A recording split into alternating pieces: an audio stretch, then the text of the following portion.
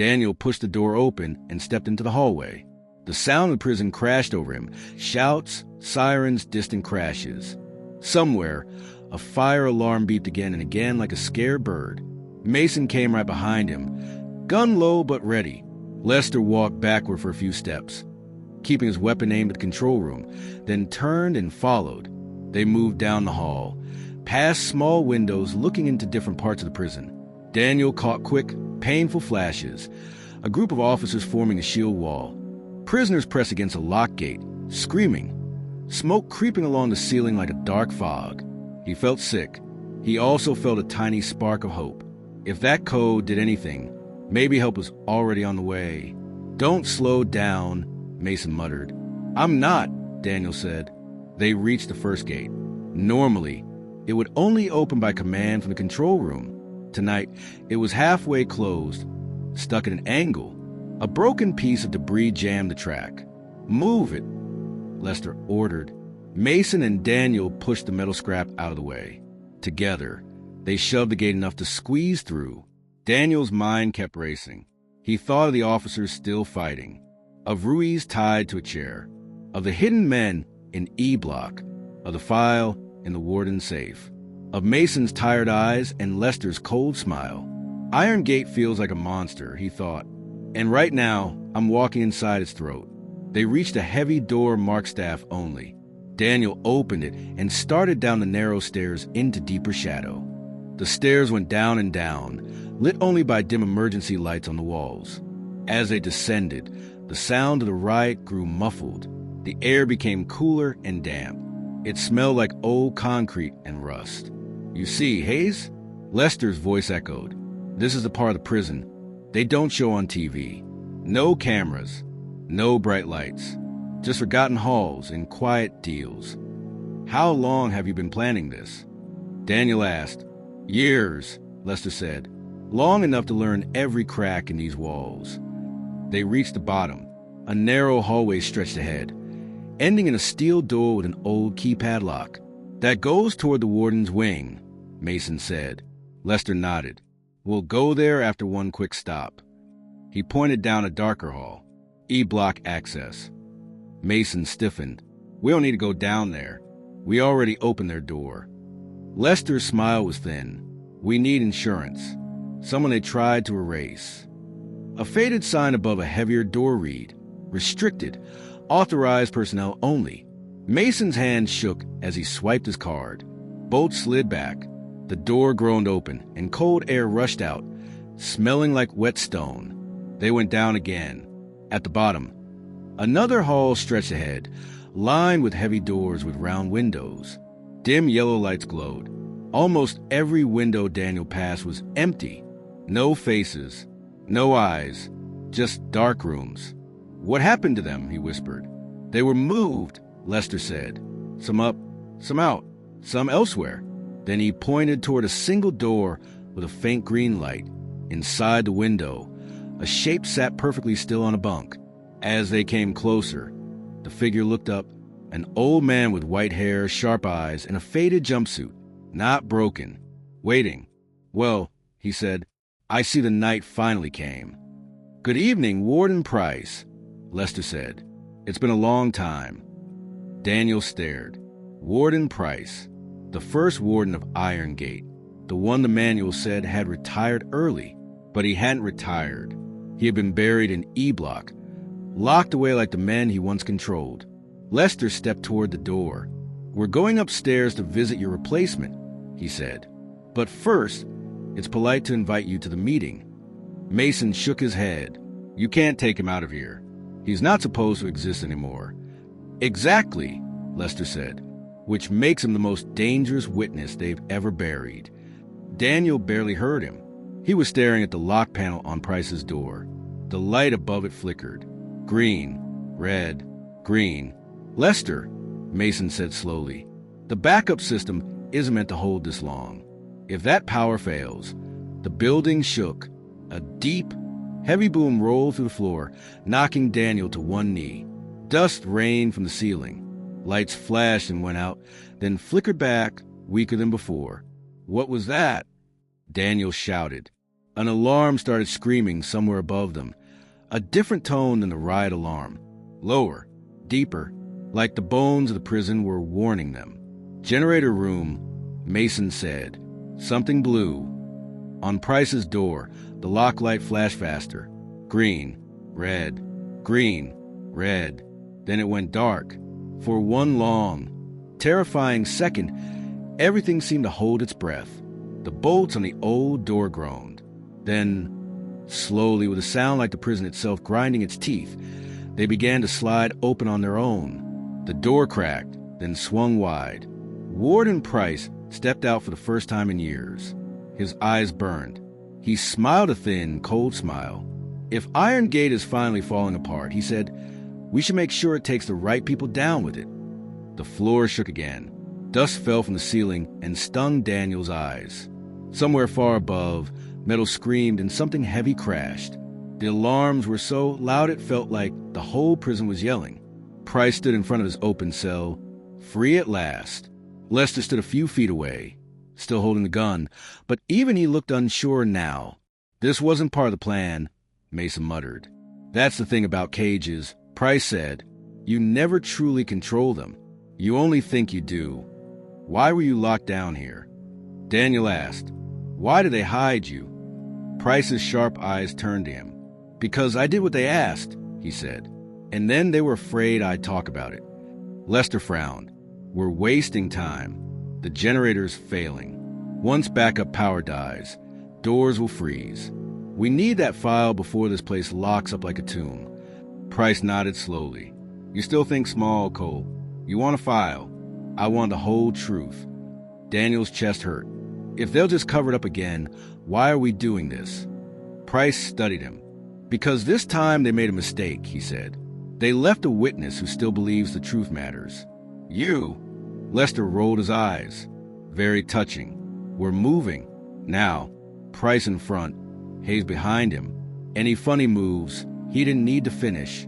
They climbed back up toward the service hall. The alarms grew louder. The air smelled like smoke and sweat. Listen, Price said softly. Iron Gate is singing.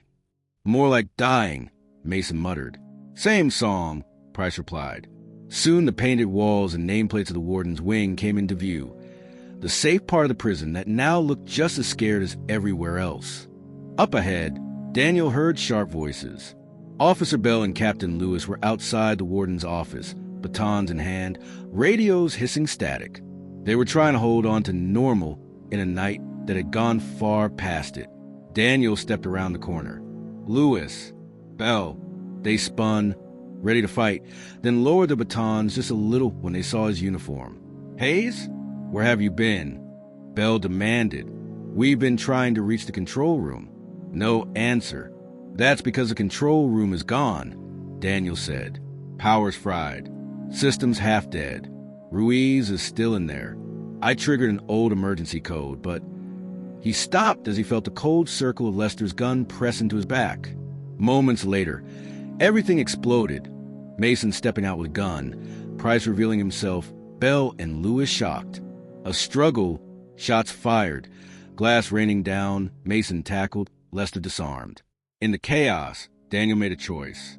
When Bell shouted, "Who's on our side here?" he answered, "I am," and swung the baton into Lester's knee. It was the moment he stopped just surviving Iron Gate and started fighting it. In the warden's office, with the prison shaking around them, they opened the hidden safe. Files labeled E-Block, Special Program. A black flash drive. Cruel reports about sleep, isolation, broken minds. Daniel and Mason wired the dying computer to the old line. He'd awakened with his emergency code. The screen warned, system stability critical. He hit send anyway. Outside, state police prepared to breach. The progress bar crawled. The generator gave one last groan. The prison fell quiet. Then on battery power, 2 words appeared on the screen. Transmission complete. By the time they walked out with their hands up, Lewis in front, Bell, Mason, Daniel, Price, and Lester behind, the world beyond the walls had already received Iron Gate's darkest secret. Later, people would argue if Iron Gate should be fixed or shut forever. People would go on trial. Stories would be told. But for Daniel Hayes, as cold night air finally slipped through the opening gates, one truth mattered most. The cage had been cracked. And once a crack appears, light can get in. Iron Gate would never be the same again. The floor trembled under their feet as they climbed back up the narrow service stairs, leaving E-Block behind. The alarms above were louder now, echoing down the concrete shaft in waves. Daniel's hand brushed the cold rail, slick with dust and age. Every step felt like it might be the last steady one before the whole prison gave way. The air grew warmer as they rose, trading the damp chill of the basement for the thick, hot smell of smoke and sweat from the upper levels. Warden Price climbed slowly but steadily in front, his white hair glowing in the dim emergency lights. Lester followed behind at the gun, Mason in the middle, and Daniel between them, caught in the strange line that now connected traitors, victims, and truth-tellers together. "Listen to that," Price murmured as another alarm wailed overhead. "Iron Gate is singing." "More like dying," Mason muttered. "Same song," Price replied. Daniel didn't answer. His thoughts were on the tiny red light he had triggered in the old system, the emergency code blinking like a heartbeat on a forgotten map. If anyone saw it, he thought, this might not just be a prison riot. It might be a rescue. They reached the administrative wing, and instantly the prison felt different. The walls here were painted, not bare concrete. Doors had nameplates instead of numbers. This was the part Iron Gate used to show visitors. Professional, orderly, secure. Tonight, it looked just as scared as the rest of the prison. A fire extinguisher rolled slowly back and forth as the building shook. Papers were scattered along the floor. A coffee mug lay on its side, cold brown liquid trailing down the wall. Up ahead, two familiar figures stood outside the warden's office. Officer Bell and Captain Lewis. Both held batons, their radios hissing static instead of voices. "Someone's coming," Lester whispered, raising the gun. Daniel stepped forward before he could. He rounded the corner with his hands up. "Lewis, Bell." They spun toward him, ready to strike. When they recognized his uniform, their grips eased, but only a little. "Hayes, where have you been?" Bell demanded. "We've been trying control room for 20 minutes. Daniel opened his mouth. "The control room is gone. Power's fried. Ruiz is still in there, but I triggered an old emergency code, and the cold touch of Lester's gun pressed into his back." A moment later, Price stepped into view. Lewis's eyes went wide. "Warden Price," he breathed. "That's not possible. You're retired. Is that what they told you?" Price said softly. The lie that held this place together was starting to crack. Everything went wrong in a single heartbeat. Bell's baton came up again. Lewis reached for his radio. Mason stepped out, gun in hand. Lester shifted to cover all of them at once. Time felt thick, like it was moving through mud. Daniel knew if he waited one more second, someone would die. He shoved backward with all his strength, slamming Lester's gun arm toward the ceiling just as the trigger was pulled. The shot ripped a hole through a light fixture. Glass rained down like sharp rain. "Gun!" Lewis shouted. Bell lunged at Mason. Her baton cracked across his wrist. His gun flew from his hand and skidded across the floor. Lester spun, turning the gun toward Lewis and firing again. The bullet smashed into the wall inches from the captain's head. Lewis dug behind a doorway. Daniel grabbed Lester's arm, fighting for control of the gun, their boots sliding on broken glass and spilled coffee. They struggled, the weapon twisting between them. Another shot went off, tearing through a framed photograph. The gun slipped from both their hands for a split second. That was all it took. Warden Price stepped in with surprising speed for an old man, twisting Lester's wrist and kicking the gun down the hall. Mason tried to break free from Bell's grip, fingers clawing for her throat. Daniel swung a baton, knocking his arm away. Lewis joined the fight, pinning Mason's shoulders to the floor. Alarm screamed. The building shook. In that chaos, everyone looked to Daniel for an answer to the most important question. Who's on whose side? "Hayes!" Bell shouted over the noise, still holding Mason down. "Who's on our side here?" Daniel's chest felt like it might burst. He looked at Mason, the man who had trained him. He looked at Lester, the prisoner who had turned the prison into a chessboard.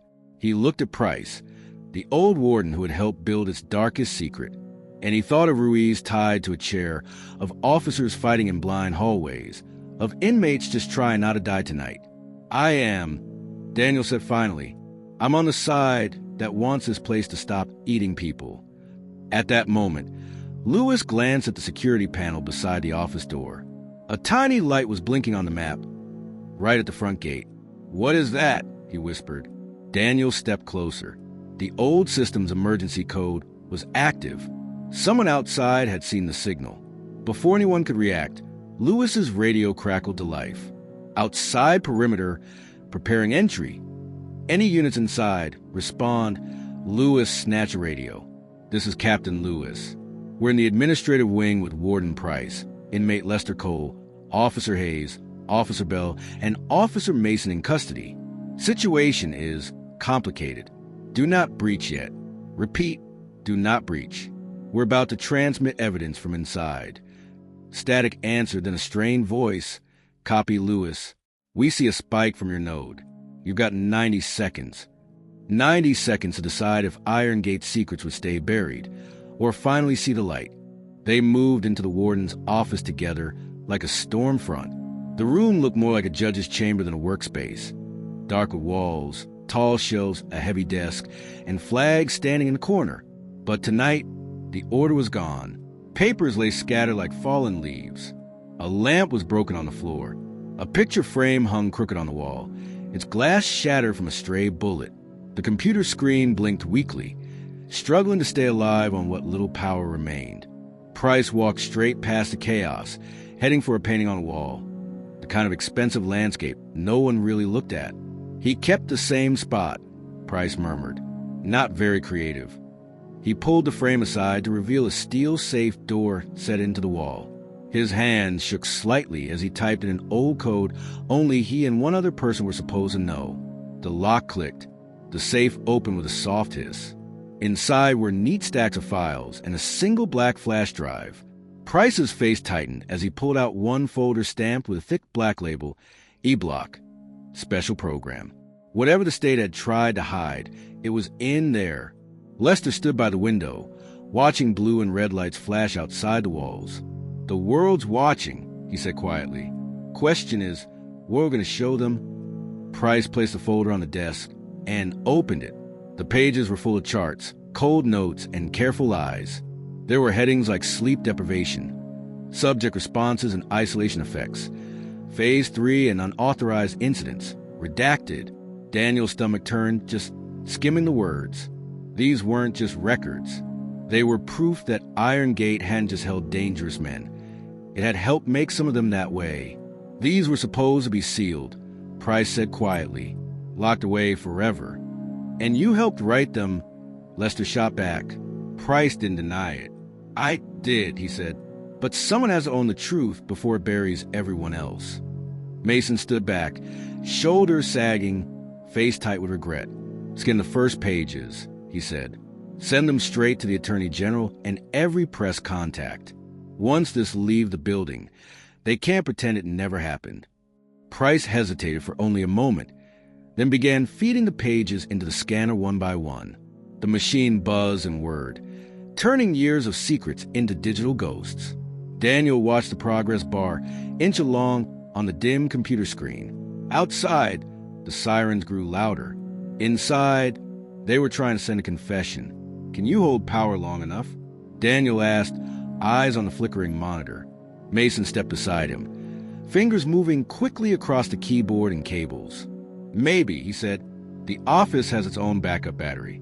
If I link it to that old line you kicked back to life, we might get one clean shot. On the screen, a warning flashed in harsh letters. System stability, critical. If the system died mid-send, everything could vanish into nothing. No proof, no leverage, no story. Lewis stood at the door with his baton, guarding the hallway like he could hold off the whole world with a piece of wood. Bell kept watch on Lester, who leaned against the far wall, breathing heavily but strangely calm. Price hovered close to the scanner, ready with more pages if needed. It was a strange picture. Guards, a traitor, a prisoner, and a buried warden all working in the same room. Connection ready. The computer finally blinked. Daniel's hand hovered over the key for a half second. If he sent this, there was no pulling it back. Do it, Price said. If Iron Gate burns tonight, it should at least burn honest. Daniel hit send. Somewhere far beyond the prison, servers woke up, lines lit, and the truth of E-Block began its journey into the world. For a moment, nothing happened. The screen showed only a spinning circle and the words, "Transmission in progress." Outside, a deeper voice boomed over loudspeakers. "This is State Police Command. All personnel inside Iron Gate, be advised. Breach teams are ready. You have 2 minutes to signal all clear or we enter by force." Lewis grabbed the radio again. "Hold your breach," he shouted. "Evidence is transmitting. We are securing key inmates and witnesses. Do not fire on the administrative wing without confirmation." "Static, then. Copy? You've got 90 seconds. The progress bar crept across the screen like it was climbing a mountain in a storm. 20%, 40, 60. The lights flickered again. The whole room dimmed as the dying generator groaned below them. "Come on," Daniel whispered. "Just a little more." Lester watched the bar with a strange expression, half hope, half disbelief. Price stood completely still, his hands gripping the back of the chair, so hard his knuckles went white. 80%, 90. Then, right as the bar neared the end, the generator finally failed. Every light in the office went out. The alarms died mid-scream.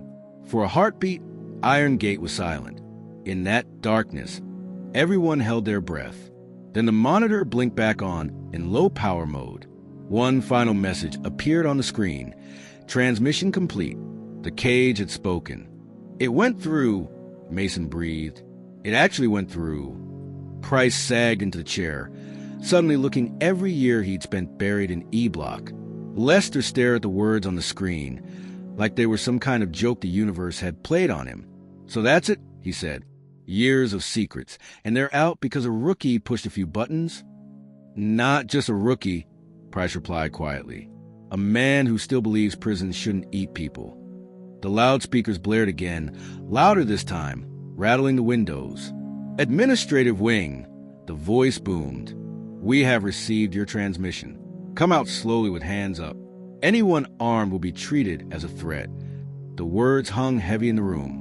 Lewis looked at Daniel. "What now?" he asked. Daniel looked from face to face. Mason, who had chosen the wrong side but helped at the end.